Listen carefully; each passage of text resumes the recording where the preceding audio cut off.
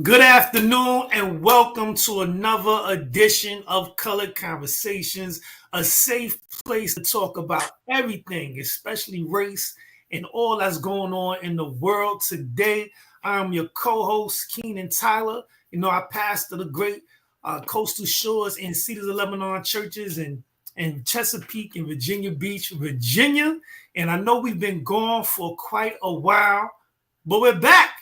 So we have our co-host here. Go ahead, Pastor Kinlock. Hey, everybody. Dr. Trevor Kinlock, the pastor of the Metropolitan SDA Church here in Hyattsville, Maryland. I also teach at Howard University. I'm so glad to be back.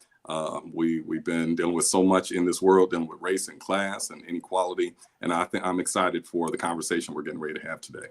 Mm-hmm. Amen. So I'm going to open up with a word of prayer and we'll turn it back over to you. That's cool? Yep. All right, let's pray, everyone. Father God, we come to you in the mighty name of Jesus. Lord, please forgive us for our sins. We just pray that you would just bless and anoint our conversation today. I pray that it will set a lot of people free. So, Lord God, be with us and our special guests in Jesus' name. Amen. So, Amen. Pastor, can you introduce our guest?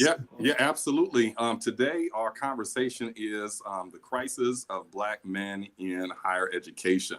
And we've got some great guests today who are coming to us to have this conversation. We have Dr. Calvin Hadley. Dr. Hadley is the Senior Advisor for Strategic Initiatives in the Office of the President at Howard University. He's been in that post for a number of years, also a Howard alum. He comes from the great state of California, the great city of LA. So I got a soul brother here on the line with us today. So we want to welcome you, Dr. Hadley. Thank you. Happy to be here. Thanks for having me. All right. And then we have one of our sharp minds that I call it Black excellence every time I see it in the classroom at Howard University. We have Brother Wayne Scully. Wayne Scully is a now senior sociology major at Howard University, looking to graduate next year. 2024 is his year. And so, Wayne, it's also good to have you here in this conversation. Thank you. Glad to be here too. Absolutely. All right, we're going to jump right in. And I think I want to start with you, Dr. Hadley. I just want to ask, as we talk about this crisis of Black men in higher education, in your perspective, your view, why would you call this a crisis? Yeah, thank you. And thanks again for having me. I think it's a very important conversation, and to share the screen with and the podcast with three intelligent brothers is a pleasure. I think before we talk about the crises of Black males in higher education, we have to zoom out a bit and better understand that there's a crisis for Black males in American education. And I think one layer beyond that, you realize there's a crisis of Black males in America. Right. I think the American education system, as W.B. Du Bois discussed, was created to help not make our society more equal, but to really reproduce the castes that were originated at the beginning of our nation. And so W.B. Du Bois speaks about caste psychologies and the reproduction of those caste psychologies in the American education system. So we realized that long before Black males get to higher education, they have to make it through a major gauntlet. A gauntlet, in fact, Killer Mike, a rapper who has an album that came out last week, had a song. And the beginning, the song is called Run. And at the beginning of that song, Dave Chappelle comes on and he has a skit. And he says, being a Black man, he doesn't use the word Black man, but he says, being a Black man in America is like a brother storming Normandy. And he said, you're storming Normandy, and there's no rhyme or reason to why the people around you are dropping, but you're still on your feet, and it's your task to run. You got to keep going forward. You got to run. And the reality is that you're just as heroic as those people storming Normandy. And so when you think about the Black male that's even thinking about higher education, he's already made it through amazing gauntlet. He's made it through the gauntlet of all of the things in his neighborhood, right? He's made it through the gauntlet of all of the things in the K through 12 American education system before even being considered for higher education. I think one important statistic to share is that only 59% of African American males actually graduate from high school. Wow. Right? That's a statistic that nobody's talking about. Right? Wow. 59% of the Black males that go into high school graduate high school. Yeah. So long before a crisis in higher education, there's a crisis in K through 12. But I think to your question, I want to make sure that I'm fair to your question. By the time the select few of us make it through this amazing gauntlet and make it to the ability, make it to the stage of higher education, there's another gauntlet to make, right? There's another gauntlet to transcend. And I think when you think about the African American male, so many of us early on are not instilled with self-efficacy, belief and ability to do, or belief and ability to be successful in the educational space. Yeah. So we were talking earlier before we came on camera about our upbringing and our neighborhoods, right? We have both coasts. We have California, we have New York. We have neighborhoods, we have cities, we have environments where Black people are. And in these spaces, at least my personal experience was that growing up, Black males were directed in a couple of very narrow paths. Growing up in California at that time, Black males were directed into athletics. We all knew that you could succeed by being an athletic superstar. So brothers wanted to play football and basketball or entertainment, right? I grew up in the 90s where rapping was big, and we knew that Jay-Z said a six-figure brother. You knew you could be a six-figure brother from the rap game. But there were very few avenues telling you that you could be successful in education. And so I think all of those things come into play when we think about the crises of the Black male actually making it through the higher education system. Before he makes it through that, he must first transcend the American education system. And we haven't even touched on the judicial system, the penal system, and all of these other things that are not necessarily set up to instill him again. And you hear me throughout our conversation talk about belief and talk about self-efficacy, which our research is undergirded. But it's not necessarily a setup to provide the young Black male with that sense of self-efficacy and belief that you can be successful in college. And so you know what happens? You don't aim your plane towards success in college. Right. And as a result of that, not many of us pursue that. And many of us, when we do pursue it again, is that belief. So many of us, when we get into that classroom and we're not at HBCUs like Howard, like Wayne will tell you, we're at PWIs like NYU that I attended for graduate school. And I was literally, I think there were 2 Black males out of a class of 350. It was the largest class at that time. And there were 2 total Black males. Right. When you get in that class and you're failing now, and you fail, or you have one issue that you're not succeeding in, what stories do you start to tell yourself? And for me, my research has told me is that those stories make all the difference. Of course. Black male is not in college right now because the Black male has not been instilled with a sense of belief that he can be successful in college. Now, I'm interested in hearing Wayne's story because those of us that do make it through college, we have an ability, I think, and again, that belief, I think it will then help us transcend many levels beyond that, because that sense of belief is going to be, for me, I'll say personally again, it's operated as both a shield from the negative images around me about what a Black male should be, and it also operated as a weapon that allowed me to maneuver through this world in a way that I didn't have to ask permission. And it gave me a sense of understanding. That's long-winded. No, that's good. That's solid. There's a whole lot there, but I appreciate where you started, which was kind of unpacking the bigger picture. So many times we get kind of caught up on this individual analysis where we're just looking at individual action, not understand that there's these broader systemic structural forces that are kind of determining what is happening on the individual levels with the people that we know. So I appreciate you talking about kind of the bigger picture, what's happening. And that bigger picture shows exactly what you just said. The numbers came out again. It's 26.5% Black men are graduating with a college degree in America compared to 44.3% white. So you just talk again, these huge gaps, these huge divides, and there are reasons for it, and they're absolutely historical. But that history, has extended all the way into the present day. Absolutely. Yeah. And I'll make one quick statement. You said 26% of Black men are graduating with a college degree. 26. I'm in Washington, D.C. right now.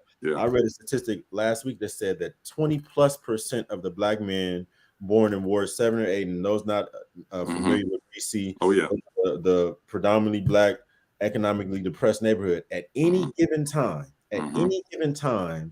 20+% of the Black males are in prison at any given time. Yep. Talking about only 26% get college degrees, and in Ward 7 or 8 at any given time, not just today, not tomorrow, at any given time, upwards of 20% of the Black males are in prison.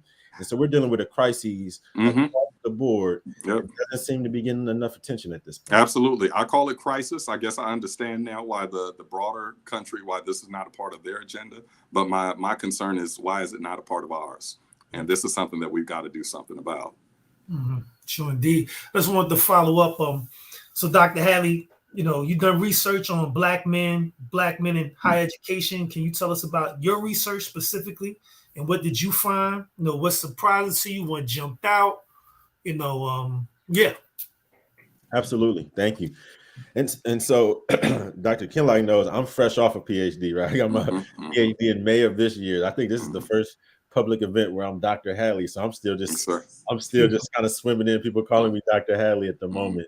But my entire educational world has been really around better understanding Black people in educational spaces, but really the Black male. That's really my focus. And so for my academic research, I really got a chance to focus in on this concept of belief.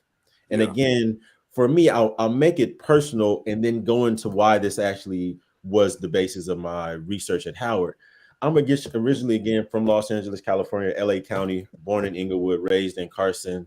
And I came from a very unique family environment. Came from a father, an intact, very strong family, a father that dropped out of school in the 9th grade, and a mother that went on to college. But I was pushed education like both of my parents had PhDs, right? As soon as I was born, I knew that education would be my passport, and they made it very clear to me. And from a very early age, I set my plane, I set my arrow towards success in education. And that then impacted everything about my life after that.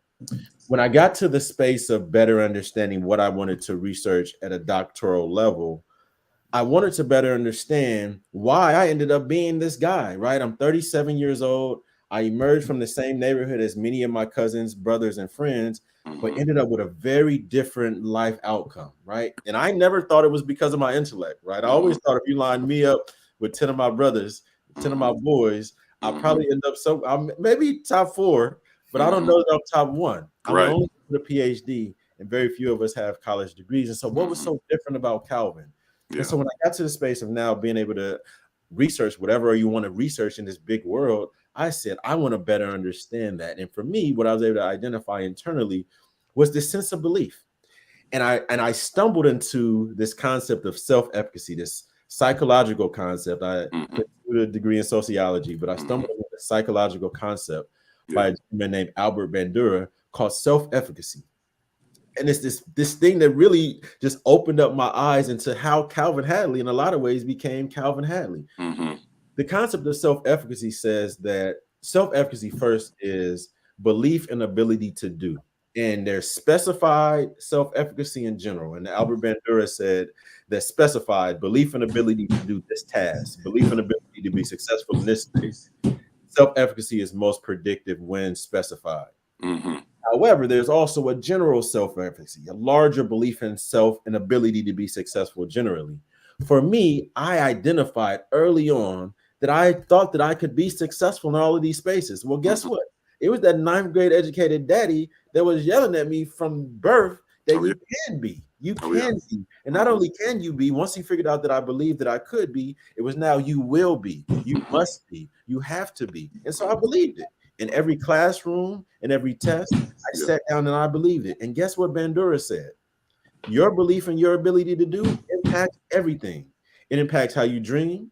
It impacts what you do when you fail. It impacts how you understand failure. And the thing about it is, for us, when I thought about the Black male, so many of us have been instilled with self-efficacy in different spaces, but not in education. So what I wanted to better understand was, how does belief, or what role does belief play in the role of academic and professional success for the Black male? And I ended up looking at it on 2 ends of the spectrum. On one end of the spectrum, I analyzed the belief gap. The belief gap is on the K through 12 level, and really beyond that, it's the gap in between what the professor, teacher, advisor, counselor believes the student can achieve and what the student can actually achieve. That's the belief gap. That belief gap, and you guys can already, everybody in the audience already knows this, that belief gap is largest for Black males, right? The belief gap shows that Black males are suspended 3 times higher than anybody else, any other population. That belief gap shows that Black males are woefully underrepresented in AP and at IB courses in high school. that belief gap presents itself in showing that only 59% of Black males actually graduate from high school. And so when you step back and you see those statistics, you say, well, is the Black male more aggressive? Is that why he's being suspended more?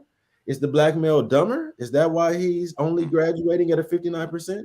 And you zoom out of that, and we realize that after the 1930s, we threw away the eugenics idea, right? Eugenics was this concept that Blacks were inherently dumber than others. We threw that away in the 1930s or 40s. So we know when we're looking at these statistics, it's more to it than just simple aptitude or ability. So what's behind it? And so for me, I realized that on the front end, that belief gap is astronomical for the Black male. And here's one thing that my research showed me that I did not go into it knowing. There is a significant difference in the way white supremacy shows up for the Black male in the American education system as compared to the Black female in the American education system.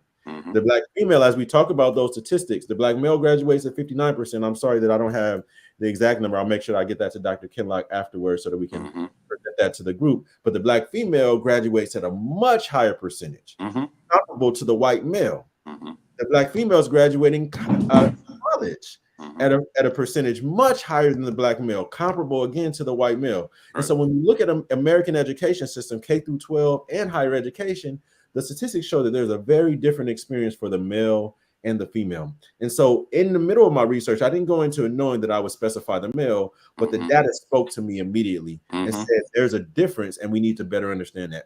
So on one end, I understood the belief gap. And then on the other end, I really wanted to understand the power of self-efficacy and the power of belief. Is there an ability for the individual to overpower that belief gap? Is there an ability for the individual to move beyond these systematic barriers that exist in these spaces to be successful on the back end? Well said, well said. And I mean, thank you for really pulling out that core concept of self-efficacy, because it really is everything. But the question is, for individuals where self-efficacy is nurtured, the outcomes end up being better. And so the question is, who is telling Black men that they're able, that they can do it? When we look, of course, in the educational system, again, we know who's in the classroom makes a difference, and the data bears this out. And when 80% of the educators in the classroom, are white teachers, and then, you look at some of the other data that talks about the bias, the conscious bias and unconscious bias, and that impact on Black men. The research tells us that as early as kindergarten, the strain between teachers and Black 5-year-olds is evident from kindergarten. So very early, there's this antagonism where Black men are being seen as belligerent, incapable, they're being labeled, etc. So I think the good thing for you is you were in an environment where that efficacy was nurtured. Unfortunately, that's not happening everywhere. It was nurtured at home, but I think that's the beautiful complexity of growing up Black and male in America. Remember, I told you I was born in Inglewood and Carson. I was apprehended or stopped and frisked by the police 19 times. Come on. And I was the square. I was a schoolboy. I was the guy getting straight A's on Saturday. But when I was seen in the street with this, and again, I didn't have this beard, I didn't have this lock, I had a strap, I had, but the reality is when they saw me, they didn't see somebody that had the potential that I had. They saw an N-word, and I was consistently treated like that N-word. That's why I say it's so important to better understand what role does your individual belief play in that? Because again, I encountered teachers that told me I couldn't, but my daddy would then come into the classroom and get and I didn't have to hear about that, because after a while, my daddy said, you can have the rest of them, you can't have him. So after a while, the teachers knew they had to move out of my way. If I got an A, you better make sure that Calvin has an A. So there was this very, very complex dance where there were so many people. I had a buddy, and I just saw him recently. I won't say his name. Same high school. We grew up in the 90s. He used to sag his pants. He used to sag beyond, like right by the knees. We would go to school where he would have his pants by his knees, and the teachers would just have at him. And as a result, in one of our classes in English, I remember the teacher specifying, "Oh, you're just dumb. You're just this. You're just that." And I remember standing up for him. You can't do that. And I got in this big trouble. It ended up becoming this defining moment in my young life. But the reality is that she never treated me that way. And so we ended up in different spaces, I think, because of all of those moments in between. His belief was at the floor by the time he finished dealing with Miss Maruna. He didn't have a daddy that could come in and there it is. There it is. So you have the class, you have the home environment, but there's also this very complex world that you have to traverse that sometimes doesn't make it just as simple as having Black teachers, having a Black father, having a good family. Right. Because sometimes that world out there provides you with different messages, and sometimes it's a battle of messages. Which one is going to win out? That's right. A big part of it, I'm glad you told that daddy story, because the key ingredient is that parent factor. And so parents that are telling your Black boys that they are capable, that they can do it, and giving that to them consistently, that's the medicine that you're giving them. That's what kind of steals them from anybody that tells them that they can't. You know, that helps them to say, no, I don't believe you because my daddy said that I can. I want to bring Wayne into this. Wayne, it's so good to have you, and we want to hear from you now. Talk to us just kind of about your background and just you coming up. Again, you're about to graduate, you know, from the Howard University. Talk to me about some of your friends growing up. Do you have Black male friends that didn't or couldn't go to college? And why do you think that was? And what do you think the difference was perhaps with their experience and outcome versus yours? Okay. So I'll start with my upbringing and I'll get into that. Yeah. So, growing up, I grew up in Brooklyn, like Ocean Hill, like, you know, it's crazy over here, but, you know, it's cool though. I grew up in Ocean Hill. I went to private school for majority of my life, but I went to like majority Black institutions that were private. Like, I went to a school called St. Mark's. It's like in Crown Heights. It's like majority Black staff. A lot of them are from like the West Indies, like my family. And just from a young age, like I knew like a lot of this was like it was kind of like a given, like, you know, like my mom would tell me like it was never a conversation of if I'm gonna graduate high school, if I'm gonna do this, if I'm gonna do that. Like it was like, this is what you're going to do, like, you know. And my mom saw potential in me from like a young age. Like I was just a high performer, and like she always used to focus on like the details, like not perfectionism in the sense where it'll cripple you, but perfectionism in the sense that that's what we're chasing. We're chasing this idea of focusing and what is it called? Honing in on the details, especially when it comes to academia. So that was pretty much my life growing up. Like I had to perform, like, and I used to come home like one time I came home with an 89 in Spanish. Like my mom got so upset with me, it was crazy. So that was like pretty much like my entire like academic life. Like my mom was really like on my case, but it was never like I don't believe in you. It was like, I believe in you so much. That's right. I'm going to harp on you when you don't perform academically. So that was like my life. And in terms of like you know, going to college, even though I was in private school, like I was in majority like Black classrooms, and I didn't really see a lot of white teachers until I got into high school. Okay.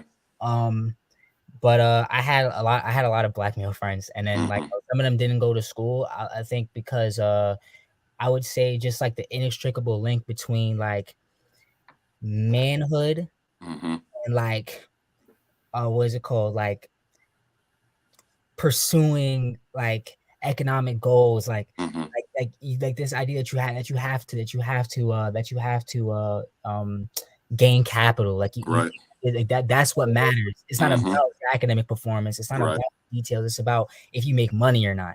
That's it. I think a lot of people crip under that pressure. And me, I never had to. It wasn't really.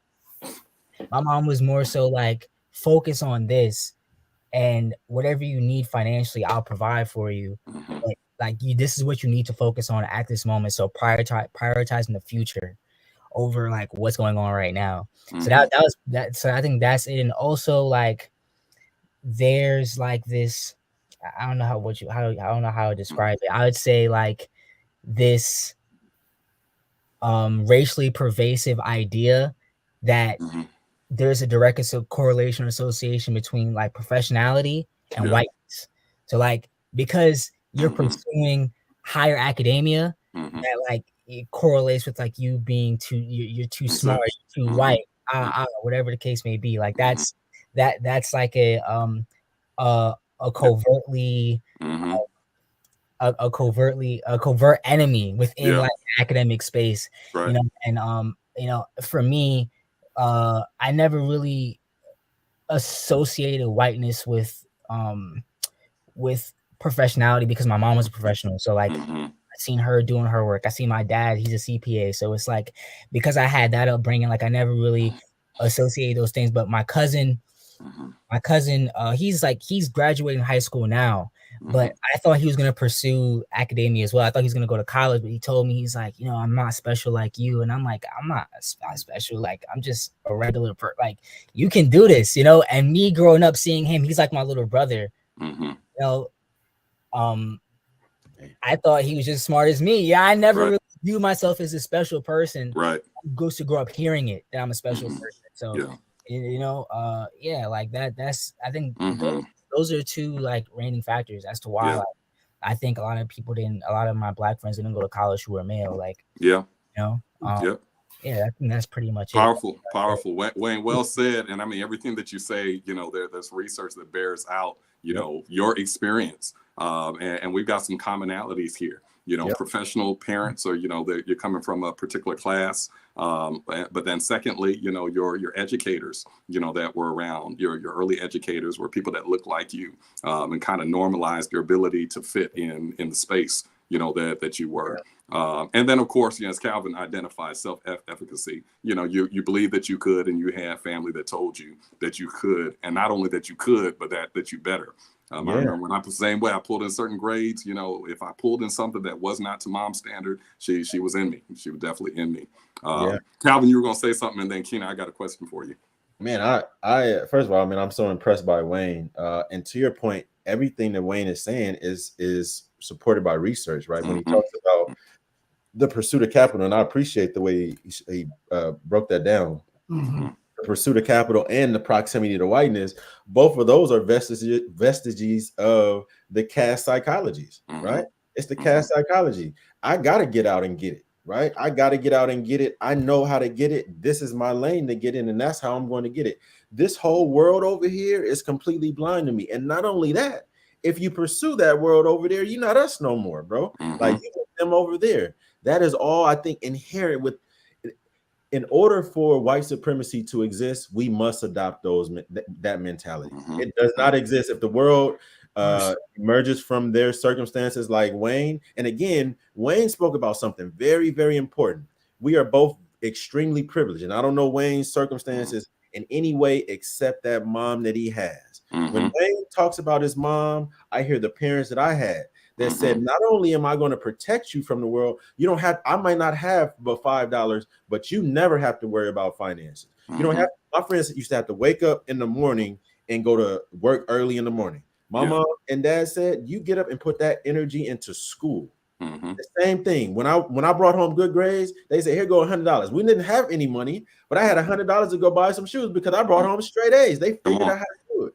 And so when Wayne talks about that, that is instilling that belief. And to Wayne's point, it wasn't aspirational. It wasn't, oh, let me sit in the class and figure out if I can do a good job. It was, no, my expectation is that I'm going to be great. And to be clear, I know that I can do it. And how do I know that I can do it? Because I've done it over and over again. And now I know that it's expected of me. And I think that is foundational. Without that, I'm not who I am. And it sounds like Wayne is not who he is either. That's right. Powerful stuff. Keenan and Wayne, you guys are coming from that similar experience there in Brooklyn. And of course, Calvin and myself coming out of LA. But Keenan, talk to us just a bit about, I guess, how your life kind of factored into these realities. Obviously, you've had the ability to go on to college, et cetera, but just your path. And then I'm looking at the next generation because I know your son is now on a path as well. So can you talk to us just a bit about that? Yeah, sure. So, it seems like we all got something in common. It comes down to the home, what happened in the home. And so my mom, single mom, was very foundational. She instilled in me, you could do anything you put your mind to. Like, not, that's not like casual saying, like, she really made me believe anything you put your mind to do, you could accomplish. From this time I was, as early as I can remember. So that always just stayed with me. Any object in my way, I figure I could obliterate because I knew that self-efficacy, right? Come on, bring it on, bring on a challenge. So that's always been my thing. So I'm working on my dissertation right now and stuff like that, and I'm not gonna throw out the other stuff, but yeah, just my mom pushed me. And then as far as my son, that's the same thing. Try to just instill in him. You know, he just graduated from high school, and just said something that Wayne said earlier. You know, grow up in a school, going to a school where it seemed like they pushed them, parents pushed them. You know, that's so important. So my son life from K through about maybe 5th grade or around there, he went to a school where small private school, you know, the teachers pushed him. It made such a difference. You know, predominantly black school, they pushed him. It wasn't outside of the norm for kids of color to be of excellence. Right. It was expected. And that made such a difference with that foundation. Then he went to a different school, was not too many kids of color there. So the expectations were a little different, and his grades started to slide. And we wondered, we was like, what's going on? What happened to him? What's going on? But he wasn't being pushed, so we had to push him at home. But then when he went to high school, a predominantly black school, you know, again, the grades just went up. Yeah. So what was the difference? You know, he was in an environment where they just, you know, they push that, and that's so important. And just hearing Wayne talk, that's like that. Yeah. So that's it right there. Yeah. You know? Yeah. And then now at home, and then hearing Wayne and Dr. Hadley talk about, you know, you had a dad in your life. And I grew up in a single parent household, didn't have that. And I know, Trevor, I know you asking the questions, but you didn't have that in your life. Thanks. Single parent mom, Jamaican mom. You know, so I mean, I'm from America. My mom, no, not Jamaican, but my mom, you know, Black America. She pushed me. Absolutely. You know, pushed me like crazy. You know, I know that's a misnomer right there that Black Americans don't push us, but we push it too now. You know, but I want to know in your experience, Trevor. I want to throw it on you. What was it about you? Because you know where you at right now. And then I'm gonna come to Wayne. Wayne, I'm gonna come back to you. Okay. Yep. I would say for me, and my dissertation was about this, so you know, forgive me if I kind of talk on it all day. It was really all of my environment, you know, all the network of support that was around me. Starting, of course, in a home. You know, there was a Black mother that was there with 3 kids. That she was determined that we were all going to succeed because she knew that we were bright, we were competent, we were capable, and she raised us or reared us with that belief or with that expectation where we could succeed.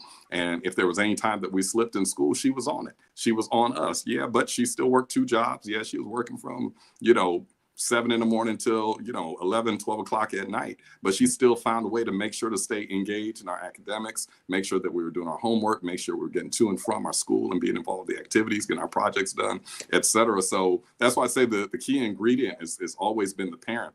And then, you know, when we kind of zoom out from the home, it's these other systems of support that we have in our community in different ways. For us, it was the faith-based space. So within the church, you know, education is kind of a core ethic that's pushed in many Black churches, and that's kind of historical as well. And that is, you know, within the preacher, I heard you go there. That's within the Black American culture. That's within the Caribbean culture, and of course in the within the African culture as well. Education was really pushed in our church. It was rewarded. It was affirmed. All of that. So I've got this messaging in my home. I've got this messaging kind of in my church space. And then I've got, you know, my family, my community as well that are giving it to me. Now, I did go to a number of schools with predominantly white teachers and then Black and brown students. This was something that I remember so very keenly. I did not feel like most of my teachers as I went through school kind of like boosted me and like told me what I could do the way that I do now, you know, to my students in the class, except for one. There's one teacher alone that I can remember, and he was a Black man. Remember to this day, Mr. Turner, 7th grade. I remember him telling me, he said, Trevor, you can do anything that you want to do in life. And now he could have just been blowing steam at me, could have just been saying anything, but I actually believe that. I believe that. And I was like, Mr. Turner said I can do anything. And so I wanted to kind of make him, you know, proud. So I lived up to that. That's the key. That's what we need. That's what our kids need to hear. They need to hear that they can do anything. And then they push themselves up or they stretch to meet that expectation. So that's me, preacher. That's kind of how, you know, my story kind of took the direction that it did.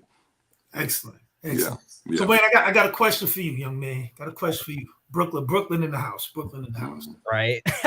And from Ocean Hill. God bless you, man. God bless you, for real. God bless you. All right, so I got a question. It says, what has been your experience at Howard? And have you felt you could succeed there? Why or why not? And how do you feel about the fact that there are more black women at HU than black men? And does it even make I'd actually like 4 questions on at the same time. Does it even make a difference in the classroom? So you got all that. What has been your experience at HU? Okay. Yeah, my experience at HU has been really good so far. No complaints at all. Actually, I'm actually really grateful for the experience that I've had. Had great professors. Really reared me in the right direction. Helped me expand myself academically and also creatively as well through my creative approach to academia too. So yeah, like definitely, my experience has been really well. And the second question was, do I have I felt that I could succeed there? Yeah, have you felt you could succeed there? Yeah, definitely Why not? 100%. Yeah, definitely 100%. I could succeed there, and that's primarily because of the same reason that we were talking about before. Like my efficacy is like on a whole level, like, and like it's just like even like graduating college, that's like a given too. Like, I just knew like it wasn't about more. It wasn't really about if I'm gonna succeed, but more so like how am I gonna do it? I need to get these A's. I need to get my 4.0. Like, I need to learn, more importantly too. Like, I need to creatively navigate this space, and also just like expanding my rhetorical palette as well. Just honing my skills. Like, I feel like that's primarily what I've been trying to do. And just become better. Like, if I become better, then it's fine. But like, I feel like I felt from day one that I could succeed. Like, I think primarily when I was going to college, I wasn't really worried about if I was gonna succeed academically, but just like like I need how am I gonna like, because this is like I've been sheltered like a lot of my life. So it's like, you know what I'm saying? Like, even though like I had friends and I was always like I was able to go outside and stuff, but it's like I was more so sheltered. So it's like not like being like away from home and stuff like that. That's really what I was concerned with. But academically though, I knew I was gonna be fine. Um, yeah. Yeah. Let me Let me go ask ahead, this. preacher. Hold on, Sheldon. Let Yeah. me ask this. Just Sure. with the amount, the ratio to women to males in the classroom, we know that black women are now the most educated demographic in America right now. But just how do you feel about that there are just more women than men? It's just so few of you all. Yeah, for sure. And that fact is kind of like it's replicated in the classroom as well. It's like I've been at Howard for a while now, and majority of my classes have been like majority black women, which is fine. Absolutely. Like, I definitely like hearing like the black female perspective, because I went to my high school. I went to an all boys high school, and like before that, I was in co-ed. So like now I'm kind of like getting back to that. So it's cool. Like, it's definitely cool hearing the black feminine perspective. The only thing that I say is that sometimes it's like it's hard to gauge the black male perspective too.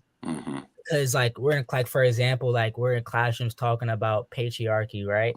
And we're attacking these systems, but how can we talk about patriarchy and without and like we're looking at it as like holistically. We're looking at patriarchy holistically, but the black male fits in a completely different space because there is no agency. And if there is agency, it's completely different. It's diluted in comparison to the white male. So it's like, when we talk about patriarchy, for example, it's like we gotta talk about it from the perspective of race as well, because it's inextricably intertwined with that. So like that's one thing that I say. But I definitely like hearing, and it's just like what's going on at Howard is reflective of the social reality that exists now. It's a social fact. Like, black women are severely outpacing black men in higher academia, in education, period. I understand this is how it is right now, and I don't mind that women are outpacing men academically. It's just that the severity, the level, it's almost disheartening, so to speak. You would like to see more Black males in higher academia, you know, because we have a unique perspective as well to relay. So yeah, that's what I say about that. Yeah. Well said. Well said, man. Sound like you had a good social theory teacher. Seriously. I did. Hey, I had the privilege of being able to instruct Wayne in social theory.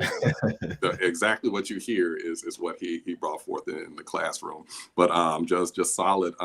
So Calvin, I got to ask this question, man. Is there any hope? You know, we see the numbers are trending in the wrong direction. And even before I get to that, I'll kind of ask everybody, and then Calvin, I'm gonna come back and answer this question. You know, we're talking about higher education. Do Black men have to go to college? You know, is this just an elitist conversation that is being had amongst a bunch of educated Black males? Is it necessary for brothers to go to college, or can they go into other pathways? This is a conversation that we're also having in our community. It's like, look, I don't need to go to college. You know, I can do this or I can do that. Man, so much to unpack. First of all, man, Wayne is an all-star, man. I'm so proud of Howard University. I'm so proud of that brother, man.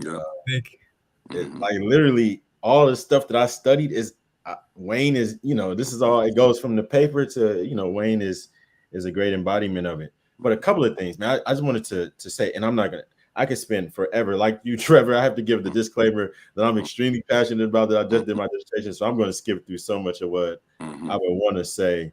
But one point I did want to make, I think that came out in my research that I don't think is being talked about globally that Wayne touched on, and that is the unique manner that the Black male is being impacted by white supremacy, right? And I want to make it clear, and I saw Wayne tiptoeing around this. The Black woman, the Black female is the most disrespected, denigrated, and disenfranchised entity in the entire United States of America. I think we need to say that when we have these conversations. Now that we've said that, the Black male is impacted very, very differently. And if we don't pay great attention to that unique nature, we're going to be in trouble. And so now I'll use that in my great PhD day to triangulate to your last question, right? Does the Black male need to go to college? The answer is right now, with the society stratified the way it is right now, we know that a person, especially a Black male with a college degree, has a far, far, far better chance of being successful in a number of ways in society if he has that degree. Now, the reality is it shouldn't be that way. It should not be that way, especially when we've talked about all of the systematic and institutional barriers that exist in pursuing a higher education. I wish, and I'm hopeful that we can create, and I believe that society is advancing rapidly, especially with the advent of ChatGPT, AI, and all of these other things. I think tomorrow's society is going to be set up a little bit differently. But as it's situated today, what my research showed me, and this is something I'm excited to share, we all know about the racial wealth gap. The racial wealth gap undergirds every issue in the United States. If there's an issue, it starts with the racial wealth gap as its current manifestation. The racial income gap, when you specify the racial income portion of that racial wealth gap, my research shows that it is 100% based on the male, 100% based on the Black male and not the Black female. That income gap is 100% based on the Black male.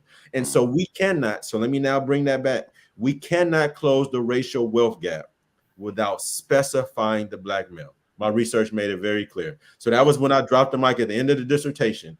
You cannot close the racial wealth gap without a direct focus on the Black male. And in its contemporary status, the Black male, the best opportunity you have, and this is what Wayne's mom was saying, this is what Trevor's mom was saying, this is what my parents were, this is what all of our parents were saying, is that if you pursue education, it's not that education is better than playing basketball. It's not that being a PhD is better than being a entertainer or a construction worker or anybody else. But what we know is that you have the best opportunity. This is what my dad said. If you pursue playing basketball, there's only a few people going to make it through that pinhole.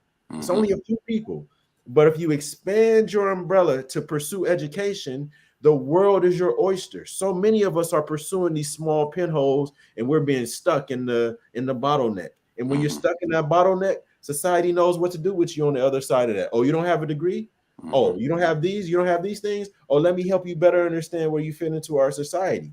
With that college degree right now, It's one of the fighting chances you have. But I'll tell you, I'm uncomfortable by answering that with yes, the black male needs to go to college, because I'll tell you this: I have 2 black boys, and I don't think that Donald Trump, Barack Obama, Jay-Z and Beyonce, Nick Cannon, any other billionaire, I don't think that those billionaires look at their children and say, you got to go to college.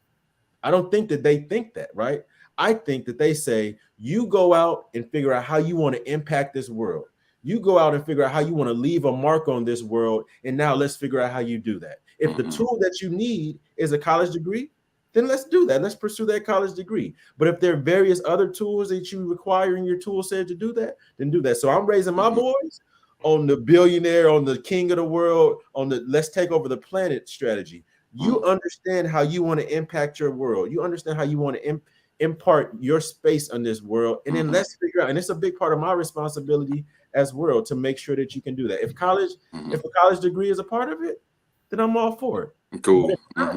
It's a whole big world out there. Good. Wayne, same question. Repeat the question again.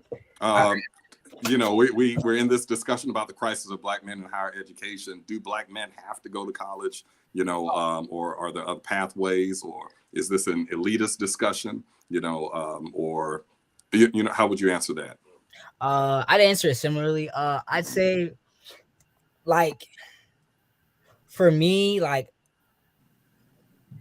I think that, like, I'm trying to figure out a way to, because, like, for example, like, I have creative pursuits too. Like, I'm into clothing, and I really like making clothing. It's like really like my favorite thing to do, actually. But it's like it's inspired by by Pan-African philosophy. So it's like I take that and I kind of like bridge it with clothing. So it's like I'm bridging academia and clothing. But it's like not everybody has that same desire to kind of like see where they can take their whatever pursuits, creative pursuits, whatever pursuits they have that aren't inherently academic, and kind of like bridge those two worlds. So I'd say, like, I don't think necessarily that black men have to go to college, especially because there are other opportunities like in trades and things like that. Like I know people who like are doing trades like HVAC and things like that, and like they're making a lot of money, and they've made opportunities for themselves. You know, they've crafted opportunities for themselves, so that's great. But I think that a better answer would be a better answer for me, I would say, is like they should strongly consider it. You know, the consideration should be on academia, should be on education, not only because you know, making a better opportunity for yourself, but also we need more black males in these spaces having these conversations, you know, about higher academia in these higher academic spaces, because then now we have conversations about patriarchy, and then like it's just looked at as like a one strike thing. If, for example, or like we look at racism, but we don't look at it underneath the mold of white male antagonism towards black males, or the white systems, the system of global white supremacy, and it's a direct attack onto black males. So it's like, you know, you know, if I say, you know, black males shouldn't have to go to college, then like, do we get Du Bois? Like, you know, like that's what I would, that's the question I would ask. Yeah. You know, and I think that, you know, and another thing I say is that, you know, not that black males should have to go to college, but black males are capable of doing it. You know? Inherently capable of doing it, holistically capable of doing it. So that's what I would say about that. We'll answer. Keenan, what would you say? Yeah, of course, it's nuanced, right? You know, it's very, very nuanced. You know, in therapy, some years ago when I started doing therapy, and I was counseling this one kid, he's probably like 7 years old. I'm like, hey, what you want to be when you grow up? A common question. And the kid told me, and this was a couple of years ago, and I was just ignorant to this. He said, oh, I want to be a YouTuber when I grow up. And I said, that's not a real job. Come on now, what do you want to do when you grow up? And he's 7. He's like, I want to be a YouTuber. I'm like, come on, kid, let's be for real. And another therapist who was probably 10 years younger than me, you know, she asked him the same question. She said, hey, kid, what do you want to be? He said, a YouTuber. She said, oh, that's great. Yeah, you can make. And I was like, what? What are you talking about? and she had to educate me on that. And then not only that, I started to look at a lot of things like there's other ways, there's other pathways. So I would love to see all of our men, go to college, but I know that there are other avenues, as Dr. Helly said, to take over the world. Yeah. Other avenues. Like my son, he wants to own as many properties as possible. So at first he didn't want to go to college, but then he realized he has to get some capital to do that. So now he's going to go to college, but he wants to take over the world. That's his whole mentality. He wants to buy every property that there is, So yeah, that's how I would answer that. It's not, I guess, not binary. Yeah. Good. Oh man, I think all three of you have said it. I can't really add to it. I think my point would be that we've got to make sure whatever, as Calvin said, our Black men want to do, that they've got the support. They got the support to do it, to move in that direction. I think that's key. That's what Barack's kids are getting. That's what Jay-Z's kids are getting. That's what Donald Trump's kids have got. They had resources behind them so that their kids can pursue whatever it is they're feeling called to do. And I think that's a part of what we will have to build out for our kids and for the next generation. If we want Black men to not only go to college, but to, be entrepreneurs or whatever it is, to go in those different areas. Yeah, great. Well, okay, I was go going to piggyback off of that, just to bring it full circle for me. It all is based in that belief, right? Wayne told a beautiful story about his mother and how she instilled belief. And we didn't spend a lot of time on it, but he answered that question just like I would have. What do you mean, will I be successful in college? What do you mean, will I be successful in this job? What do you mean, will I be successful in pursuing a PhD? I'm Calvin Hadley. My mom and them, they already told me who I am and what I can do. So if I put in the work, whatever the task is, I'm getting to the top. And so when Wayne has that, there's nobody that can take that from us. Whatever young brother needs to have on this planet, that. But not only in basketball, not only in entertainment, because a lot of us got that. My homies can talk that same jazz. I'm going to the league. And again, I want them to be able to pursue that. But I think what I would add to it is belief and ability to dream. Dream beyond, as W.E.B. Du Bois would say, the caste psychology that was provided to us. Bust the walls open to that caste psychology and dream like Barron Trump. You know what I mean? Dream like Blue Ivy, right? That's the whatever they have the ability to dream of, you should be able to dream of it, and we should be able to help you achieve that. Move the walls on your dreams. All right, we move in a more hopeful direction. I want to ask you, Calvin. Let's go here now. We ready? Solutions. What are some of the solutions to the crisis that we identified? Yeah, man. So a part of it, and again, as you'll hear me, and I think I'm going to dedicate my entire life to this, right? I'm fresh off a PhD, but it just speaks to everything that is me, and it's that belief. So how do you start to do that? You touched on it. We got to get more Black males in the classroom. So we want to start to give more Black males a sense of belief in those elementary stages. My kids at Howard University Early Learners Program, there are 5 teachers, 2 of them are Black males. That plays a major role in their understanding of what they can be, even at 3 and 5. We need to replicate that at every level. We need to have, affirmative action is getting ready to be torn down in the Supreme Court in a couple of weeks. But if I had my druthers, we'd have quotas on Black males in different positions, right? But in order to do that, you got to make sure that brothers can't be teachers to elementary students unless they have college degrees. That's one of the foundational requirements. So that means that if we're going to ask for more teachers, if we're going to ask for more Black mentors, Black male mentors, and more people to provide them with that belief on the front end, we got to help remove some of these systematic barriers to success for them. So what are the I'll give you 2 levels. I'll give you short-term interpersonal, and I'll give you large-term societal. Short-term, what can we do? We can start to encourage our brothers to be more in the classroom. So as our brothers are pursuing basketball, as they're pursuing rapping, we got to make teaching more sexy in whatever ways we can do that. I'm thinking of programs at Howard that we can do that. Morgan has a beautiful program. Bowie has a beautiful program. We got to get more brothers in the classroom. 2, we got to bring this conversation to the forefront.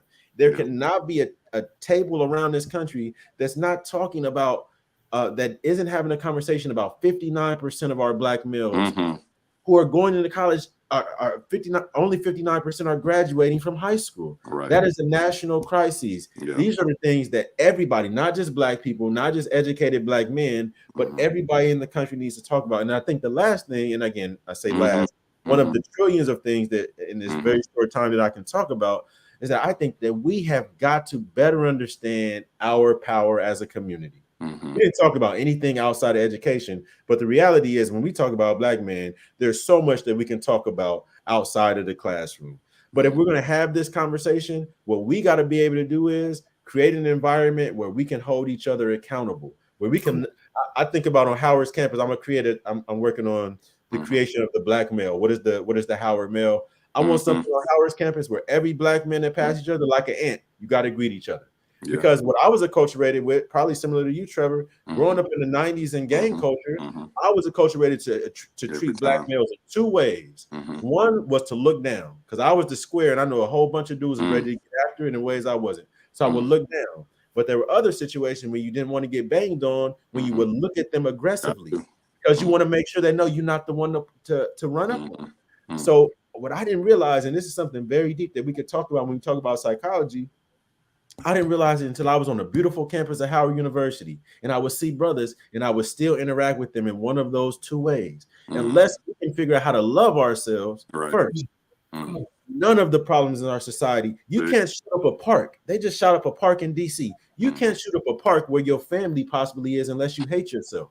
And so a big part of this equation is that we've been taught to hate ourselves, and we have now internalized that self-hatred. We celebrate being niggas. And don't get it twisted. I grew up in rap culture. I understand how we positively utilize the language, but we celebrated what it means to be a nigga. Right. We internalize that that's who we are. We are not going to ever transcend this space that we're in. It's white supremacy's greatest tool today is the mind of the young Black person, because Wayne got something that the average person doesn't have, and Wayne can never be stopped. We didn't talk about what Wayne's going to be on the other end of this, but when Wayne carries that sense of self-efficacy forward, he will be successful. Our task is, when you ask what are the solutions, our solutions are to make sure that we instill. I can't put a Black daddy in every home. I can't make sure that everybody have a parent that feel the same way that our parents felt, but we can start to create societal mechanisms that create what Wayne had, what I had, what you had, what all of us had on this phone to provide us with that sense of belief. It starts in the classroom. It starts with creating families that can be healthy, where mothers and fathers can raise families, right? Where we can actually have strong families, where those young boys have men to look up to so that they can actually understand what it means to be a man at the next level. It starts in the classroom. But beyond that, what we've got to figure out, and again, I appreciate you guys' perspective on the religious spaces, because those are spaces that I'm not very familiar with. Right. I'm also, there's another space that we didn't talk about that I'm not afraid to talk about, which is Caribbean first generation. There are some instances in this country where this belief is being baked inherently, right? And what we've got to do is figure out how to replicate those spaces. What we're not talking about is that in almost all of these first generation Caribbean homes, you're getting what Trevor and Wayne got. You know that your responsibility is you better get these A's, and you can't come home without these A's, right? So I think and I think to the Reverend's point, we represent the Black American perspective. It also says that we have Black Americans that are doing that. Eventually, we've got to get to a space, and we've got to take it as our responsibility to say, how do we, as the privileged people, extremely privileged, now go back and pour into our community. Again, we can't put a daddy in every home. We can't change what the prison industrial complex is doing, but we can work incrementally. We can work step by step. We can lay a brick a day. We can have this conversation at a larger scale. We can now go out and get more people. Trevor went into the classroom several years ago. Well, guess what? I'm going to the classroom this year. And we can keep laying brick by brick until eventually every little boy is walking around here. Every young man is walking around here with his chest in the same way that Wayne got his. There's no stopping. I can do it. I can do it. There's no stopping Wayne. And I know that. And this is what my research has shown. When you have what Wayne has, let's do a podcast in 10 years. And I guarantee you that if the creator sees fit, right? If we all here and healthy, Wayne is going to be out there ripping this world up. No doubt. Once you have that, there's nothing that's going to stop you. The world can't beat you down enough. I got in that car. Told you guys I was in a car accident. I was on my back. I was so beat up, but I knew on the other side of that was success. I knew, just like Wayne knows that he's going to be successful in class. I knew that when I was sick, that I would be better again. And so I operated like that. I operated in that manner. I put my actions in that manner. And guess what? I'm back stronger than I ever was. And guess what? Wayne gonna be ruling the planet right with your son, who has all of those buildings. That's the belief. That's what it takes. Donald Trump was the president. Like it starts with belief. Like literally, think about it. You can do anything, kids. Like literally, Donald Trump was the president of the United States of America in real life. You can do anything. It starts with belief. Calvin, you're preaching. You're preaching over there. Yeah, you're preaching, brother. It's good. It's good. But I mean, you took it exactly where I wanted it to go. So I'm just grateful the way the conversation has gone. We've talked so much about Du Bois. Of course, so many are familiar with, Du Bois's concept of the talented 10th. That if there's a 10th, Black America that's able to go and pursue their education, liberal arts education, that they've got a responsibility to go back and to give back. Now, we can challenge the whole idea of the only ones to rescue, Black America is going to be the educated. There's some elitism that is in that. But I want to hone in on just the idea of social responsibility. And what is the responsibility that we have? Calvin, you just hit it. I want to hear from you, Wayne. Do you feel a sense of responsibility back to the neighborhood, back to your city, back to your people? Yeah, I definitely feel a sense of responsibility. And to add on to what Dr. Hadley said, like, we have to start viewing ourselves as more than just like an identity crafted through like an imported people via slavery, vis-a-vis slavery. Like Black people across the world, especially members of the diaspora, we are part of a larger spiritual provocation of Africanity. We are Africanship as it's known today. Like, this is it. You know what I'm saying? I think like the more we start to view ourselves as that, then we'll inherently believe that we have an obligation to self, and the self not in terms of me as in I, but I as in everyone. All Black people. So it's like, in Rastafarianism, they have like this idea like I and I, like it's for everyone. Right. So like I think like once we start to view ourselves as like part of a larger Pan-African story and not just like limited to like this idea of Americana, because Americana is a fleeting identity. It changes by the day. And also, right, it's crafted through this idea of what is it called? Faux saviorship and like and conquering. Whereas the African identity is made through spirituality. It's made through God. It's irrevocable trust with God. That's what we are. So it's like, I think once we start to view ourselves in that way, we inherently carry some sense of responsibility to each other. So, that's what I would say about that. Like, I think that if we view ourselves in that way, it would definitely change. Yeah. Awesome. Man, we got to have a part 2 to this one. Yeah, for sure. For sure. I told you, preacher, we could talk to these brothers all day. Keenan, you got anything else for us? Wow. It'll lead up. I got about 4 or 5 questions all in my head right now. But wow. I don't want to, because it's already, well, yeah, all right, sure. Why not? Since you asked, I just wanted to know just from both of you, what would you say to somebody don't have the parent in the household, maybe to push them, or maybe they for instance, I'm in Virginia Beach. There's not a lot of Black teachers in Virginia Beach, and the city is trying to hire them, but the applicants they're just not there. So what would you say to that mom who has a daughter, son? What would you say? What advice? What practical steps would you give to her? To help her son out. Yeah, I'll just start, and I'm really happy. I really want to hear from Wayne. Wayne is a budding sociologist. I think you come into the classroom, man. I know you want to go to the law school, man, but I don't know. I think until you come into the classroom. Mm-hmm. But you know, I always say Calvin Hadley was built. You know, I wasn't necessarily that I was born, right? I was born a person, but this entity that exists in front of you was built. And that's because, again, remember, my daddy was ninth grade educated. He was a bus driver. I didn't come from means. My mom was a school teacher and ended up being a school administrator at early childhood level. But I didn't come from means. I didn't come from family. I certainly never could have paid for private school. We didn't have any access. I didn't come from folks that knew how to navigate the educational system, but they were dedicated to ensuring that I understood. Because remember, when we were growing up, it was, you know, everything was you can do it. You know, there were these slogans. There used to be shirts and things about, you know, you can be all that you can be, or I don't remember what, you know, these concepts of doing whatever you want to do, but they didn't translate to the majority of us. What my parents wanted to do was make sure that they showed me that I could be anybody that I wanted to be.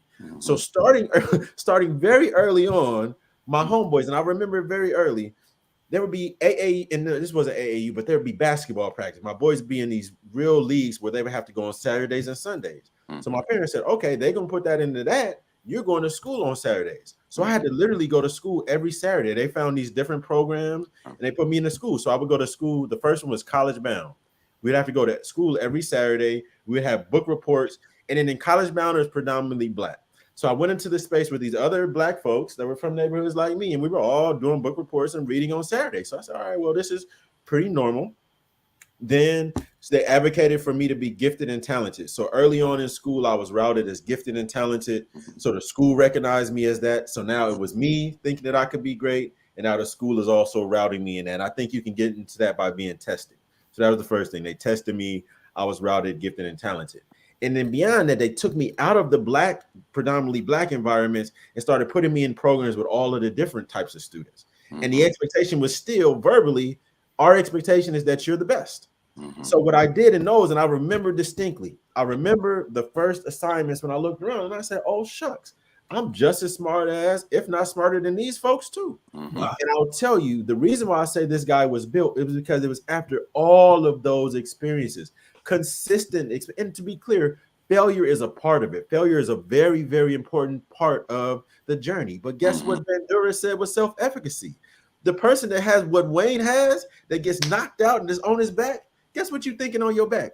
Oh, well, the next time I get up, when I bob to the left, I'm going to miss that right hook.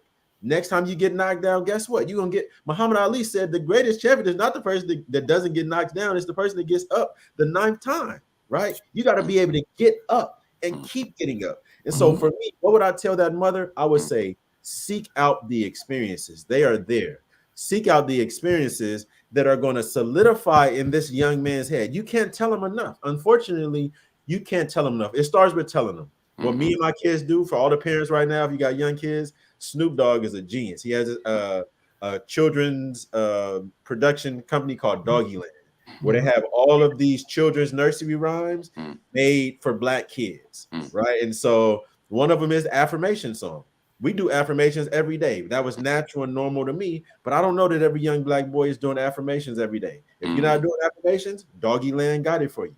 Turn on Doggyland affirmation song, and every day before your son go to school, make sure you get up and do affirmations with your son. Step one, start instilling that from day one. Then seek out experiences that are going to allow them to try, succeed, and also try and fail. And then when they fail, your task is to make sure that they understand that as simply a part of the process. Keep giving them experiences that show them, instead of just telling them, show them that they can be great. And then after that, what you've got to do, and this is the last thing, and I didn't touch much on this, but I believe as Black people, we are victims of low expectations. What everybody talked about on this phone is being the benefactor of high expectations. So what can that mom do? The first thing you can do is that in your household, excellence is the norm. Me and Wayne have the same thing. Y'all talking about 89s, I couldn't bring home no 93, where the rest of them at, man? You supposed to be the best in the class. I expect the best from you. You had some more to give. Now that I understand, psychology a little bit more and childhood trauma and those things, you may want to, let me say this, and I say this very seriously. It is also very important, and this may actually be foundational, to ensure that the young man is able to better understand how he shows up in this world, the mind. What are they thinking and how are they receiving themselves in this world? For me, I know therapy is not something that's very popular in the Black community. It's not very popular in the church community, right? There might be a lot of people hooping and hollering when I say therapy, but I absolutely, without a doubt, as a matter of fact, I would say that every Black man deserves therapy. Every Black man deserves therapy. So, Mom, what would I do? I would get that young man some therapy. And as young as he is, I would get him some therapy. I would set the expectations through the roof. I would get him in experiences to solidify those expectations, and then go watch you build you a Lil Wayne. Right? They coming. Y'all can hit me up. I'm open. I'm taking clients. Yeah. Real good. Real good. Well, I just want to make sure I got this, though. I just want to make sure I got this, Dr. Abby. So, I know you said excellence is the norm, affirmations, get therapy. What was some other? I'm writing up all the points down. Yeah, so I mean, essentially, you want to, if you zoom out, right? If you zoom out, you want to figure out how can I create this sense of belief to combat the belief gap. We know that when you send your child to school, even if you're sending them to that all-Black school, the belief gap exists for most of us. And so your task is to infuse them with so much belief on the front end that it overcomes that belief gap, and this is who they believe they should be and not this. So in order to do that, you have to set up the experience to do that. It starts with you speaking that life into them. When they're in the womb, I used to speak life into my boys when they were in my wife's womb. When they came out of the womb, everything all around, all the images around their house are of success. Everything, I don't let them listen to music that doesn't speak of success. We have an affirmation playlist in the morning. There are 40 songs on our affirmation playlist. We cycle through those songs every time we're in the car. We're not listening to I was gonna say the Two Live Crew ain't even out no more, but we know Two Chains. City Girls not getting played in the car. I don't want no City Girls around my boys right now. Remove City Girls from your boys. So what can you do? Remove a lot of popular culture. And I'll say this, and this is going to be controversial. A lot of popular culture is not set up for your young boys to succeed. My young boy came back from the Spider-Man movie and was talking about bombs. And again, when you're living in when you're living in Brownsville, when you're living in Inglewood, and you're receiving all of these violent images, right? That is also permeating your experience in this world. And so what I would advocate is that frequently you're going to have to pull your child outside of the world around them. All of my kids want to see Spider-Man. Spider-Man say +7. My children are 3 and 5. So I'm sorry, son. All of your friends can go see Spider-Man, but you can't. I think we've got to protect our children as much as we can from all of these aspects that can destroy them around them. And we know for a Black male, you're already going to be seen as hyper active. You're already going to be seen as aggressive. You're already going to be seen as those things in the classroom. And yes, you have the right to be who you are naturally. But what I want to attribute you, what I want to acculturate you with is everything to be successful in this space. And sometimes we got to remove them from the world around us. So what I would say is be thoughtful in the messages that they receive. Start with affirmations. Start with positive messages, but do everything you can to remove those negative messages around them. A lot of it, I'm a hip hop head. I'm steeped in hip hop. A lot of it will never touch my boys until they say I want it. I don't want it nowhere around my boys. A lot of that stuff don't belong in their spirit. It don't belong in them. And I'm a big advocate of it. A lot of the stuff on the TV, do not inundate them with this stuff right now. Allow them to be children and allow them to grow as children. Shower them with nourishment. It's like treat them like a seed. As a matter of fact, this is the last thing I'll say. I know I'm being long-winded. The Chinese bamboo. Treat them like the Chinese bamboo.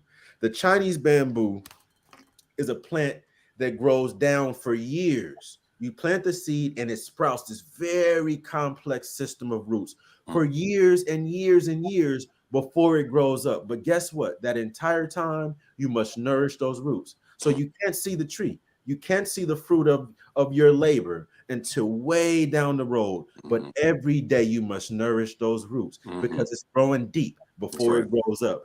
Your task is every day to nourish those roots, to provide them with so much belief, to provide them with so much support, to provide them with so much love that it overpowers these negative messages that are in front of them. That starts with affirmation. That starts with telling them that they can be. That starts with picking them up. That also starts with letting them be down sometime when they fall down and being a parent and figuring out when do I let them get up on their own. It's a complex job as a parent. So I don't have an easy one-liner, but your task is will nourish that Chinese bamboo. You won't get a chance to see Wayne. We can see Wayne. Look, he's sprouting now. We know Wayne gonna take over the world. You're not gonna be able to see that for a long time. But your task right now, nourish them with affirmations. Remove all of those negative things that could penetrate that soil and treat them like that precious Chinese bamboo. The shoot is coming. It's coming. And when it does, it's going to be beautiful for the world to see for years and years. And guess what? That's going to nourish the next generation, because if you don't nourish that Chinese bamboo, we're going to have a cycle, and we see it happening all around us. That's going to repeat itself. It's your task right now to do everything you can to make sure that your image of success combats that image of negativity that we know exists out there. Solid. Excellent. Appreciate that. That hit it. Did that cover it? Oh yeah. I got excellence is the norm. Affirmations, get therapy, belief on the front end, speak life into your kids. All about success. Remove all negativity. Shower them with nourishment. The Chinese bamboo. Let them fail to learn to learn how to learn. You know. So I got all that. Oh, I know what I'm preaching. Now. Yeah. Excellent. And everything on that list that works for boys as well as for the girls. So we don't want to leave the girls out. Awesome. There's so much here. We definitely got to bring these. Oh, we got here Wayne. We got here Wayne. Okay. Go ahead. Single mom. She's her kids. No dad in the home. The school environment. Is nobody really uplifting the kids in the school environment? What would you tell that single mom? I would say one thing that's like a recurring theme, like as we're all talking, is like the nature of sacrifice. Like unconsciously, children appreciate sacrifice and they can recognize sacrifice when parents are making it. I feel like for me, there was a point in time where my mom got laid off, during the recession. Mom got laid off, and my mom didn't have a job, and it's actually when she went back to school. So it's it's so crazy. But I didn't know it at the time, but we didn't have any money. It was crazy.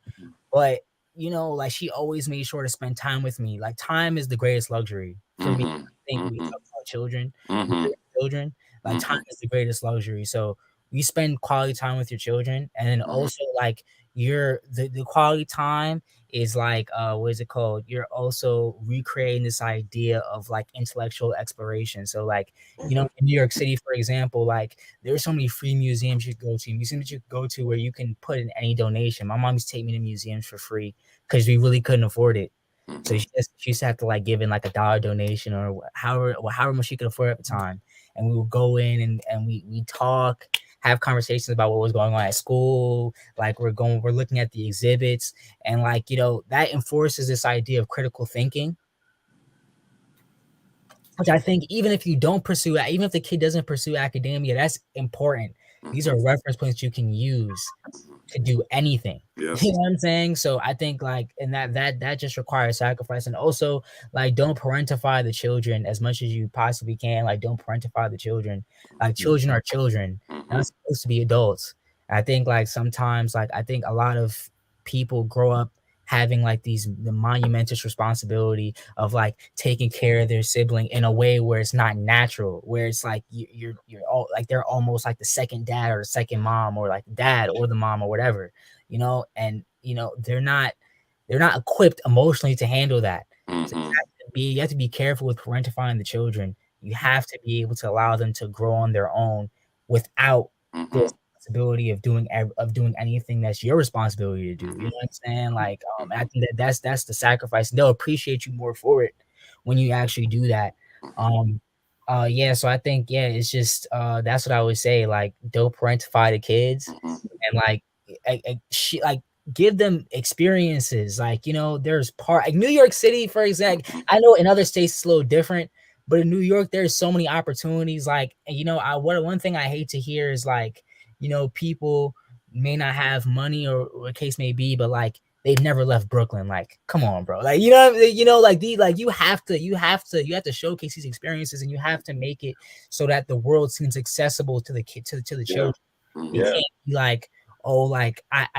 I'm bolted to these specific societal experiences in Brooklyn or in the Bronx or in Queens. Like there's a whole world out there, you know what I'm saying? So I think that's how you reinforce their imagination, by showing them that the world's expansive. Mm-hmm. It's constantly growing, and you can be Mm-hmm. sure that you're constantly growing. You can dream. Yeah. You know what I'm saying? Yeah. So I Mm-hmm. I think like like that. you want to reinforce their dreams is like that's like the most important thing, to reinforce their dreams. Like reinforce Spot on. I like That's good. that. That was like worth the extra 3 minutes, Wayne. That was solid. That was solid. Nature. So that's what I heard. This To the spend nature time. sacrifice. Yeah. You know, time spend QT quality time with your children. You know, there's the old saying, you spell love, TIME. You know, when it comes to kids, and then critical thinking. You know, help the kids. You know, teach them critical thinking. Let children be children.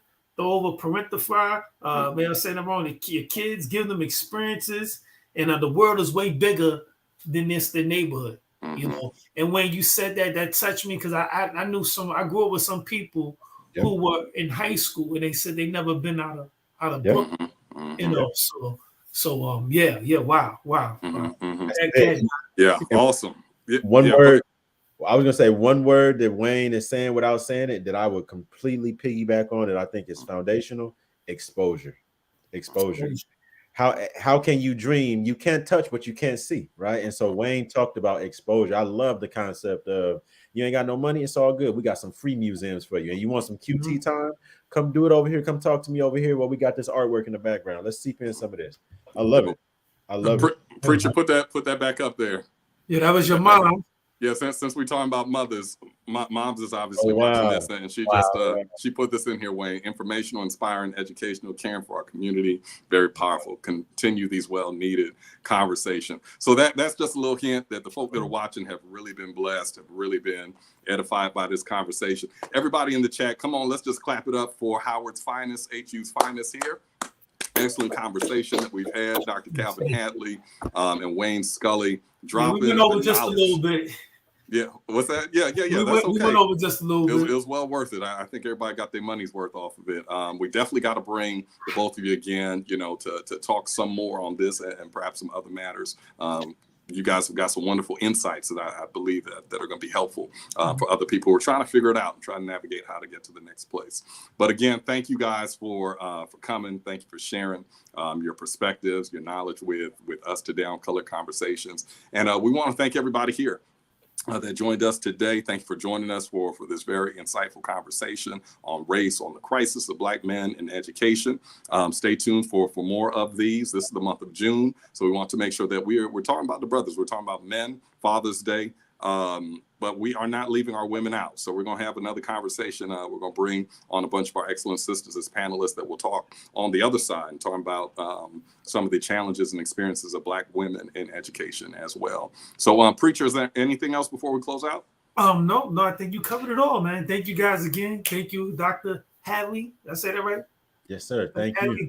Thank you, Wayne. You know, just thank y'all for your time. Really appreciate it. Yeah, absolutely. Again, everybody, thank you for joining us for another edition of Colored Conversations. If you enjoyed this, like, share, subscribe, send this around. This is going to bless somebody. This definitely be impactful for someone. What I want to do, let's just close out, Pastor, with a word of prayer. Let's pray.